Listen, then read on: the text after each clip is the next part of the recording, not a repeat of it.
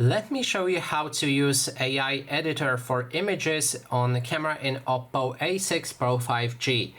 So first of all, we'll need to launch our camera app. We can then navigate to the photos we've taken.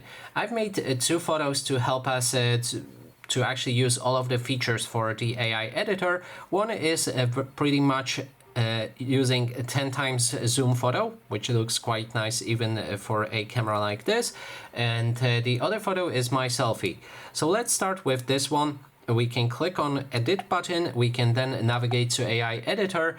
And right here, you can see some of the features. So for this kind of photo, we'll be able to use the enhanced clarity first. And that way it should enhance the image on the to make it higher resolution in this case of that high zoom, because it's a bit blurred, it's not as sharp, and this should work fine with enhanced clarity.